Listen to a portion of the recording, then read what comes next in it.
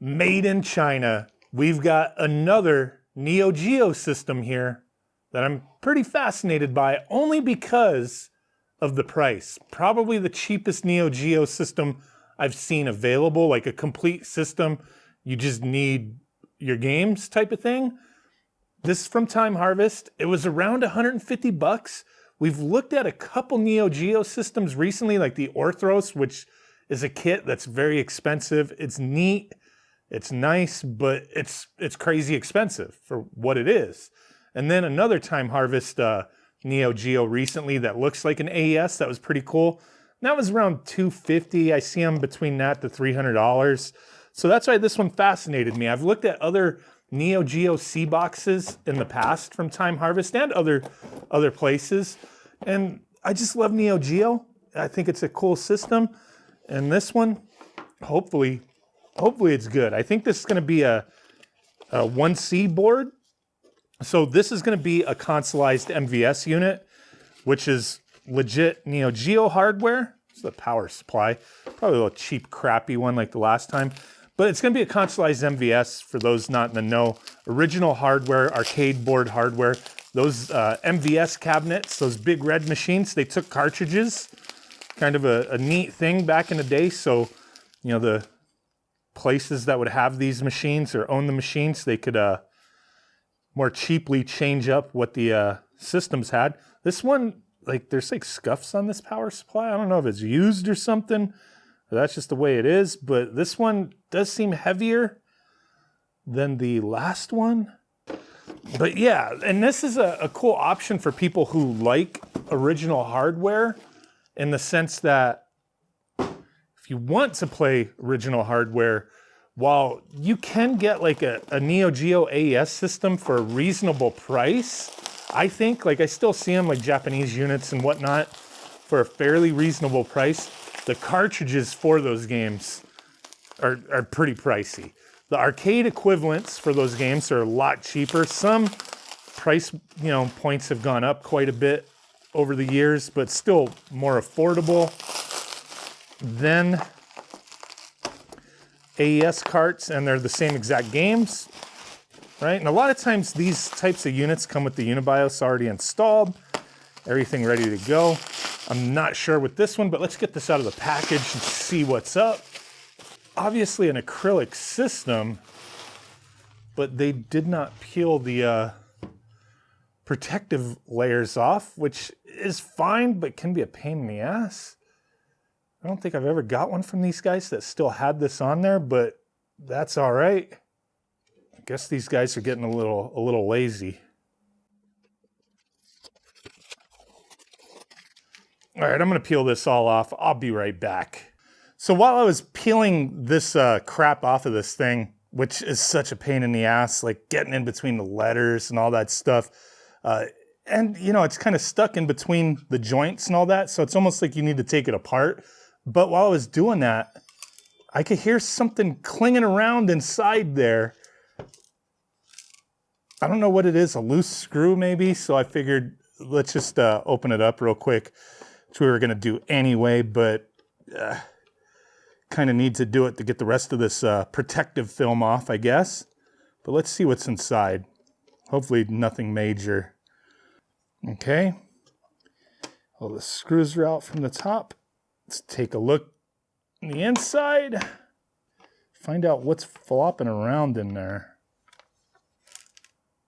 Ooh, it is a screw. Is it an extra? I see it right there. Where the hell does that go?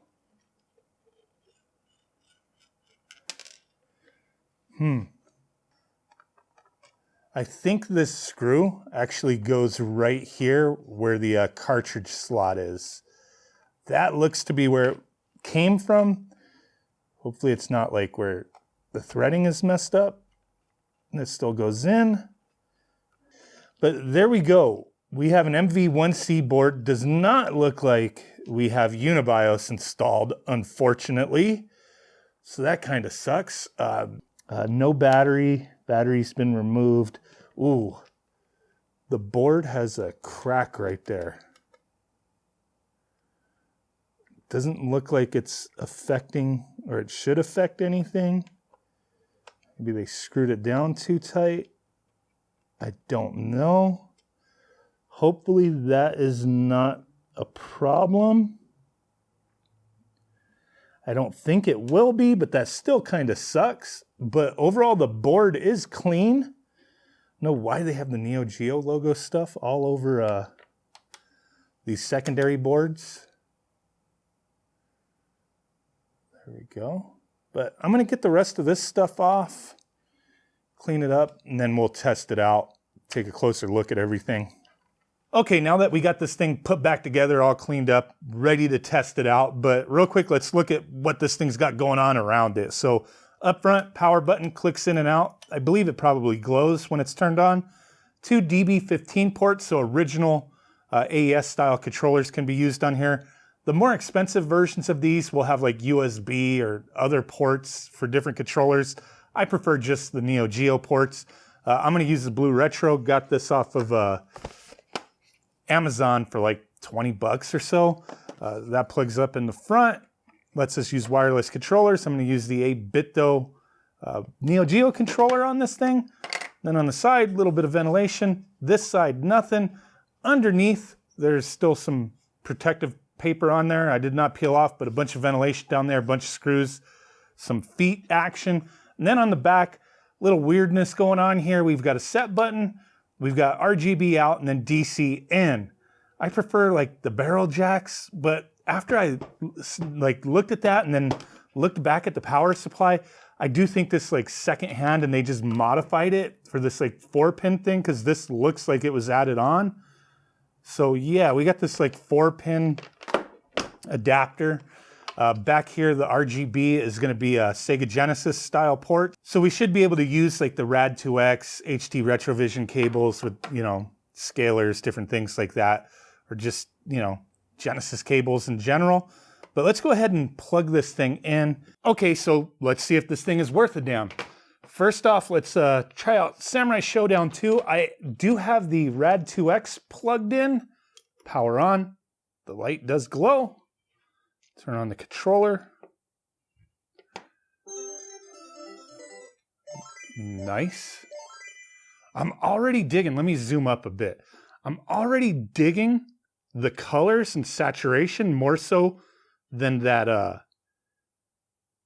AES style Timeharvest that I did a video on not too long ago.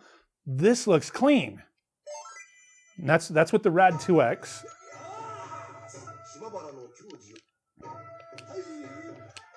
Oh man, okay. Wanfu.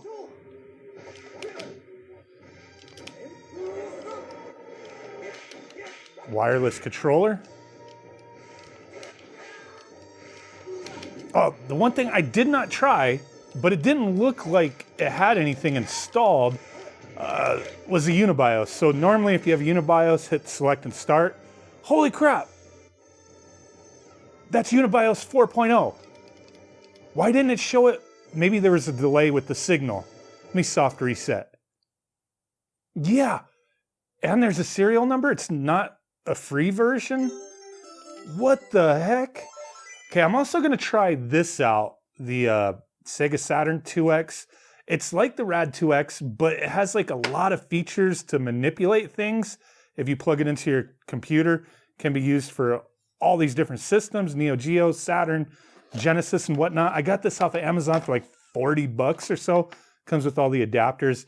Does require to be plugged into power though, but let me try that out. Let me turn this off. Now I did tweak this on my PC to brighten the image on the other Neo Geo, so I don't know what this is gonna look like. Now there's obviously a few things I love about this adapter. One, you don't need to have like an HDMI adapter, like a mini to full size. It just has full size on it. And like I said, you could tweak the image quality, but then the downside is it does need to be powered. So we have to plug in the included power cable, plug it into USB. Let's try this out. It doesn't look bad. And when I booted it up, it showed the Unibios screen right away. So that's cool.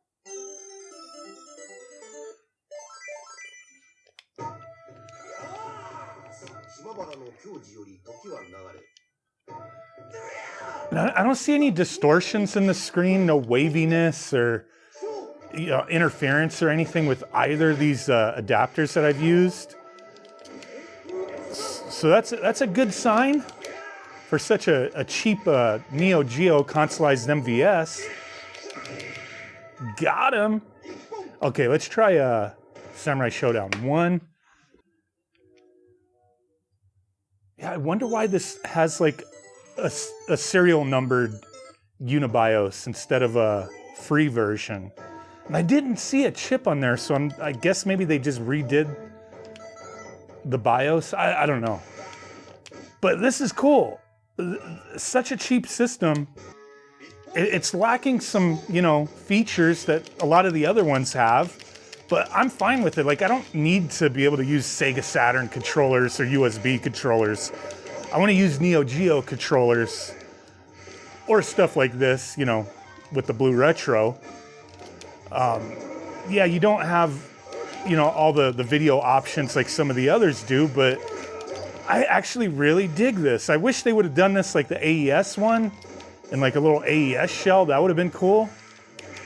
But yeah, I'm actually pretty happy I bought this one. And it's easier to replace the MV-1C board. There's tons of them available out there, more so than the MV-1B, I've noticed, that the other two previous systems I did videos on used. So yeah, I'm happy with it. If you're interested, I'll put a link down below from where I got it. Can't say that the price is always gonna be the same or it's in stock, I don't know. But hey, I appreciate you guys hanging. Thanks for watching, let me know what you think. Bye.